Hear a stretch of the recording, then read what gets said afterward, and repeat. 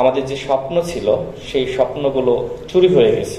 তিনি তরুণদের নিয়ে সবসময় স্বপ্ন দেখেছেন, তিনি আবার হতাশও হয়েছেন, ক্ষুব্ধ হয়েছেন। অভ্যুত্থানের সময়ও আমি দেখেছি যে তিনি কয়েকটি লেখা ধারাবাহিকভাবে তার লেখাগুলো আমার সামনে এসেছে। এই তরুণরা তার লেখায় সমৃদ্ধ হয়েছেন, সাহস পেয়েছেন এবং নিজেরা রাজপথে নেমে ফ্যাসিবাদকে হটিয়েছেন।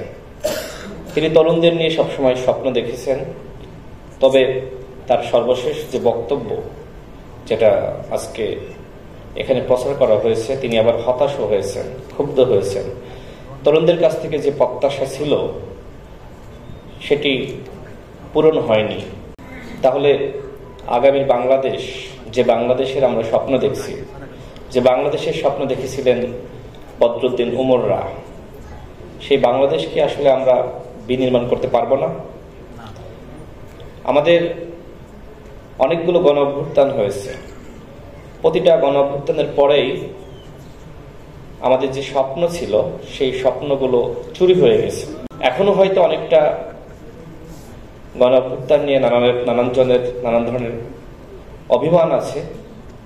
যে ধরনের স্বপ্ন প্রত্যাশা ছিল সেটা পূরণ কেন হচ্ছে না, তারপরেও আমরা যদি চেষ্টা করি ইনশাআল্লাহ সেই স্বপ্ন পূরণ হবে।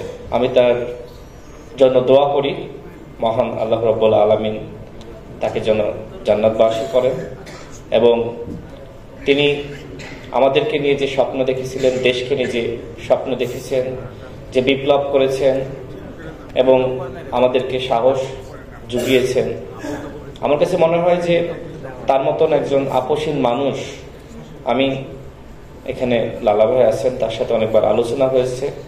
শেখ হাসিনা তাকে অত্যন্ত অপছন্দ করতেন। এর পিছনে কারণ হলো শেখ মুজিবের যে ধরনের সমালোচনা, যেটা অনেকে করেনি আমাদের সামনে, শেখ মুজিবের যে ফ্যাসিবাদী আচরণ, আমার মনে হয় ধারাবাহিকভাবে আমাদের সামনে সবসময় যে মানুষটি হাজির করেছেন তিনি হলেন বদরুদ্দিন উমর। তিনি আমাদের মাঝে নাই, কিন্তু তারপরেও আমাদের মাঝে সবসময় জীবিত থাকবেন।